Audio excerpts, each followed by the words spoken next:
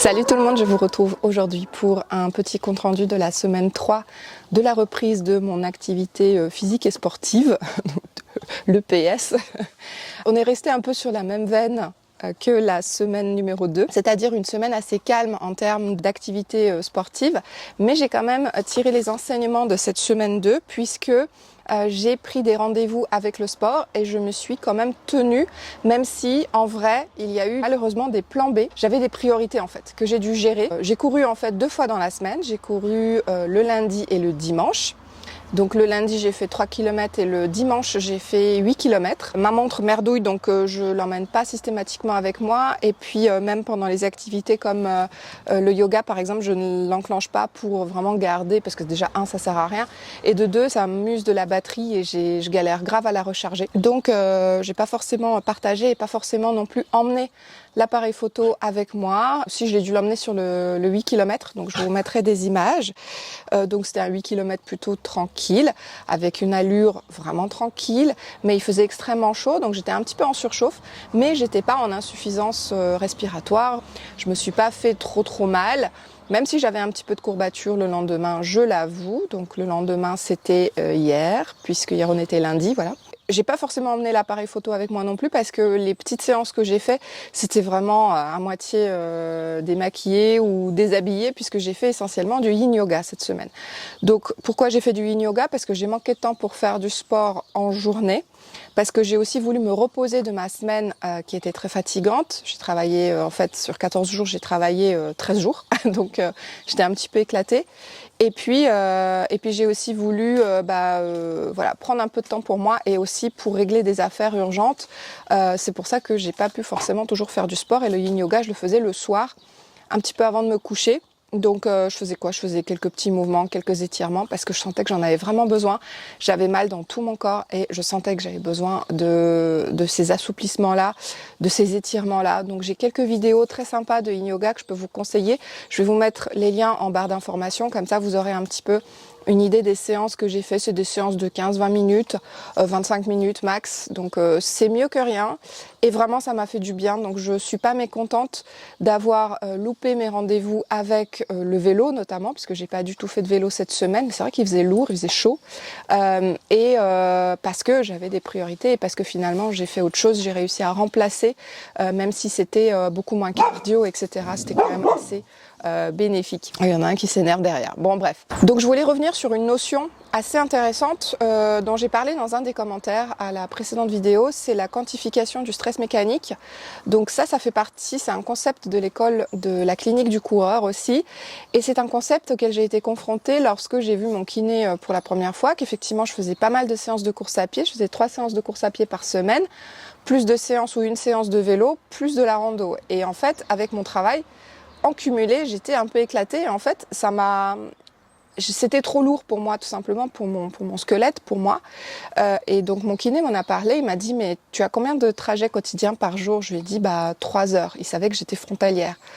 Il m'a dit, tu travailles combien d'heures par semaine? Je lui ai dit, je suis à temps plein, je fais un 38h30. Et ensuite, il m'a dit, d'accord. Et à côté de ça, donc, le soir, tu rentres, tu enfiles directement un leggings, tu vas courir, tu vas faire du vélo. Ok, et là il s'est dit bon, en fait ce que tu as, c'est que tu surcharges un petit peu ton activité quotidienne parce qu'en plus je travaillais et je travaille toujours debout, je marche énormément, je fais en moyenne je pense 19 000 pas par jour et il m'a dit en gros tu surcharges un peu ton corps. Donc c'est normal que tu aies eu ces douleurs, c'est normal que tu aies eu un début de lumbago et que tu aies eu effectivement mal au genou, c'est parce que tu surcharges ton activité physique par rapport à tout ce que tu as à faire à côté, par rapport à tes mouvements à côté au quotidien. Donc il m'a clairement expliqué que quelqu'un qui par exemple est influenceur fitness et qui ne fait que ça, il a le temps de se reposer, il ne se lève pas à 5 heures du matin, lui, il fait que ça de sa journée plus ou moins, donc c'est quelqu'un qui peut effectivement charger un petit peu plus la mule. C'est sûr que ça c'est quelque chose qui se mesure, donc vous pouvez aller voir sur le site de la clinique du coureur, c'est un concept très intéressant, il y a des articles à ce sujet. Et je vous invite à aller regarder si en fait vous avez du mal notamment à concilier sport et autre chose. Donc pour voir comment ne pas aller au-delà de ses capacités, de ses limites tout simplement, de temps. C'est qu'à un moment donné, c'est des limites tout simplement humaines et en termes de temps, parce qu'il y a des personnes qui sont surmenées, qui ont pas mal de choses à faire dans leur vie. Et donc voilà, donc à l'époque, je travaillais beaucoup. Je travaille aujourd'hui presque toujours autant, mais au moins j'ai pas les 3 heures de trajet quotidien, donc déjà ça change un peu la donne, quoi. Qu'est-ce qui se passe là-bas? Warren! Non, tu manges pas les abeilles. Il essaye d'attraper les abeilles, il se fera piquer, ça lui apprendra. Warren, non. Je crois qu'il s'est déjà fait piquer. Donc voilà un petit peu pour cette semaine. Donc yin yoga, pas de vélo, mais il y a eu un petit peu de running. Et surtout, j'ai eu des très bonnes sensations après le running. Bon, j'étais fatiguée parce qu'il faisait très lourd, très chaud. Donc j'étais un peu fatiguée le reste de la journée. Mais en l'occurrence, ce soir-là, je ne travaillais pas. Et puis, ça m'a fait énormément de bien. Et j'ai eu plutôt de bonnes sensations. Comme je vous le disais, des courbatures qui sont apparues assez rapidement parce que j'ai augmenté un petit peu le kilométrage. Mais comme je vous disais, c'est un kilométrage auquel je suis quand même habituée.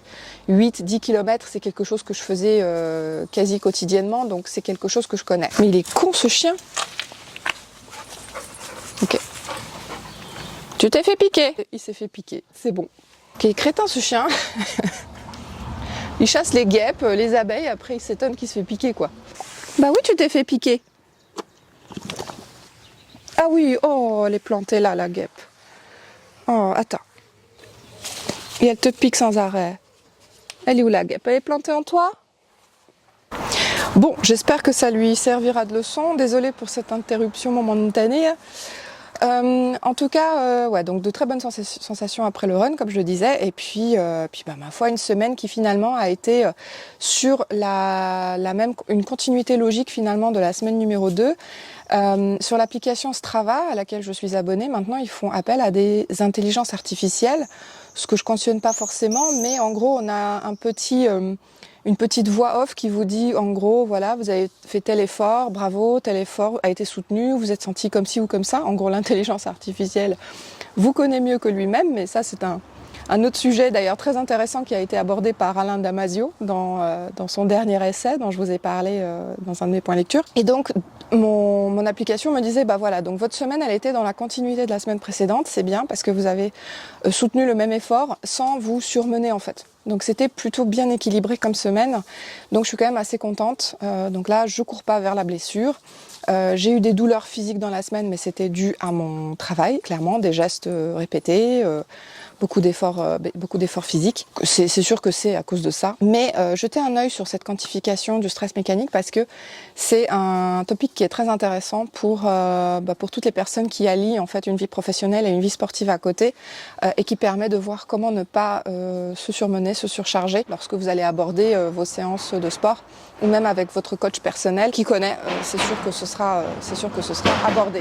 Désolée pour les bruits derrière aussi, je suis tellement contente que l'on va enfin faire une offre sur une maison parce que là, j'ai vraiment envie de me tirer de ce quartier qui est extrêmement bruyant et surtout être loin de la route. Donc on va croiser les doigts, on va faire une offre dans la semaine. Bon bref, en tout cas, beaucoup de choses à prévoir dans la semaine aussi.